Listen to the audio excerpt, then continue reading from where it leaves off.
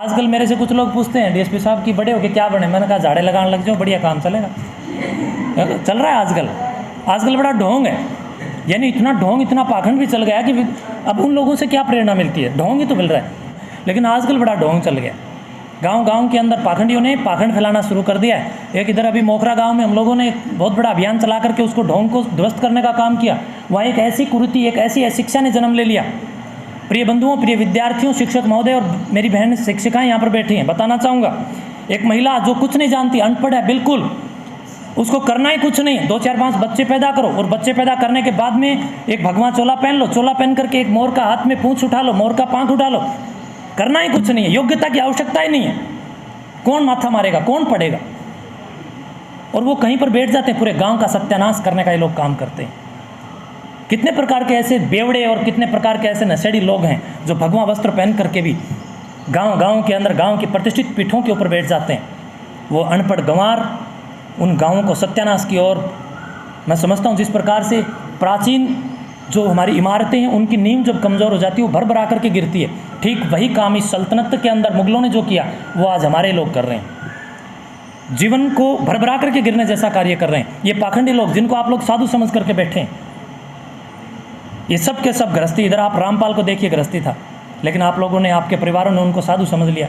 कभी भी नशाखोरी के खिलाफ इसने काम नहीं किया। आप रासाराम को देखिए, आप ये निर्मल बाबा का पाखंड तो आप बिल्कुल सामने देख सकते हैं। टीवी पर आता है, स्क्रीन पर आकर के बोलता है बाबा जी कृपा चाहिए। अरे बोला गोलगप्पा खाया था? बोला खाया था। कौन सा खाया? बोला जी लाल चटनी वाला। बोला कल से नीली हरी चटनी वाला खाना, कृपा आएगी, कर लो। क्या कोई चटनी खाने से ईश्वर का भी संपर्क है क्या?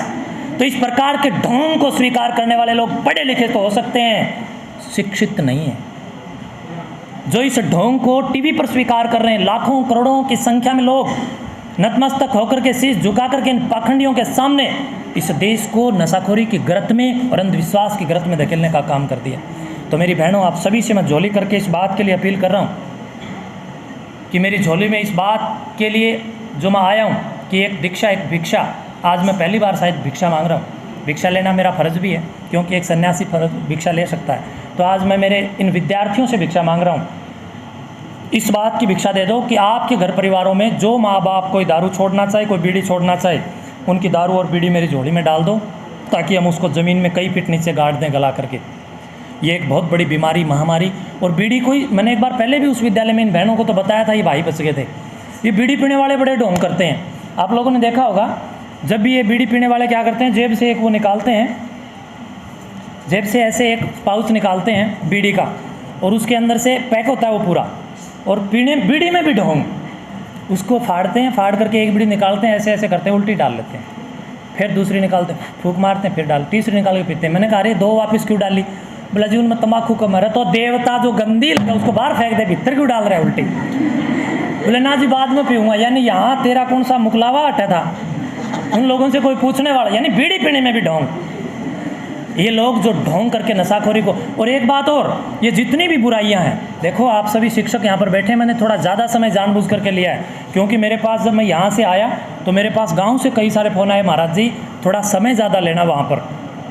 मेरे कुल गाँव वालों ने भी इसके लिए फ़ोन करके कहा, आप लोगों के माता पिता हो सकते हैं वो लोग, बोले जी विद्यालय में जा रहे हो, थोड़ा ज़्यादा समय तक बच्चों को मोटिवेट करना, प्रेरित करना, हमारे बच्चे आपकी सीखते हैं। तो मैं आपको एक बात और बता दूं, ये जितने बीड़ी से लेकर के गंदे जितने भी मादक पदार्थ हैं, ये इस देश को दिए किसने? हुक्का मुगलों की गुलामी का प्रतीक है। हुक्का मुगलों ने दिया ना, मुगलों के जन्म से पहले हुक्के का जन्म ही नहीं था। मुगलों के आने से पहले भारत में हुक्का था ही नहीं, और ये भाईचारे का प्रतीक बता करके घर घर के सामने, और आजकल तो हुक्का बार खोल दिया है शहरों के अंदर। सिगरेट हमें किसने दी? अंग्रेज़ों ने। बीड़ी किसने दी? अंग्रेज़ों ने। तंबाकू तो इधर काबुल और कंधार देशों की तरफ की एक जड़ी बूटी थी, इसको बड़ी संख्या में ला करके उसके बीज को यहाँ पर पखार दिया गया, बिखेर दिया गया। लोगों ने इसको अपना एक शौक और इसको एक अपना स्वाद जिसको बना लिया। ये सिगरेट के साथ, बीड़ी के साथ, अफीम के साथ, ये जितनी गंदी चीज़ें हैं। और दारू हमें किसने दी? कोलकाता के अंदर भारत का पहला शराब का ठेका खोला गया था अंग्रेज़ों की सल्तनत, अंग्रेज़ों की सरकार के समय में। आप लोग RTI लगाएं और भारत सरकार से इसके लिए आप प्रश्न करें कि भारत में पहला शराब का ठेका कहाँ खुला था, तो आपको जवाब मिलेगा कोलकाता के अंदर। अंग्रेजी सरकार ने वहाँ पर एक शराब का ठेका खोला, और जिस व्यक्ति ने शराब का ठेका खोला वो व्यक्ति जब जा कर के वहाँ ब्रिटिश के अंदर, वहाँ की असेंबली के अंदर खड़ा होता है, अरे बच्चों ज़रा सुनिए, वहाँ जिन लोगों ने हमारे देश को गुलाम बना करके रखा था उनकी असेंबली में जा कर के वहाँ की असेंबली उसको वहाँ बुलाती है और बुलाने के बाद उसको सम्मानित करने का काम करती है। तो वो व्यक्ति जब सम्मानित होने के लिए मंच पर जाता है तो मंच पर जा कर के बोलता है कि नहीं, मुझे कोई सम्मान नहीं चाहिए, अगर मेरे सम्मान में मेरी सरकार, मेरा देश अगर कुछ करना चाहता है तो मुझे भारत के अंदर जो मैंने एक शराब का ठेका खोला है कोलकाता के अंदर, मुझे इस बात की परमिशन दीजिए, वही मेरा सम्मान होगा कि मैं भारत के प्रत्येक राज्य के अंदर ठेके ही ठेके खोल दूं।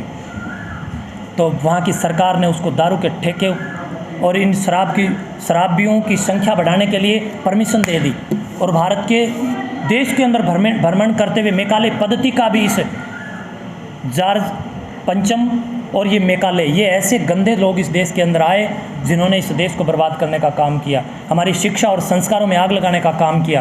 प्रिय बंधुओं, सारे काम सरकार नहीं करती, बल्कि जो काम सरकार से नहीं होते वो काम संस्कार करते हैं। तो इसलिए संस्कारों से दूर मत भागिए।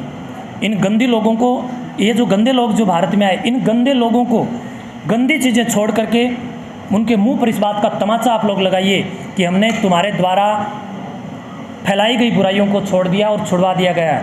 जब हम लोग शराब खरीदेंगे नहीं, हम लोग बीड़ी खरीदेंगे नहीं, हम लोग स्मोक खरीदेंगे नहीं, तो इनको बेचने वाले अपने आप परास्त हो जाएंगे। तो बहुत बहुत धन्यवाद, आप लोगों ने मुझे सुना, आप लोगों ने समय दिया, आप लोगों का मैं धन्यवाद करता हूँ।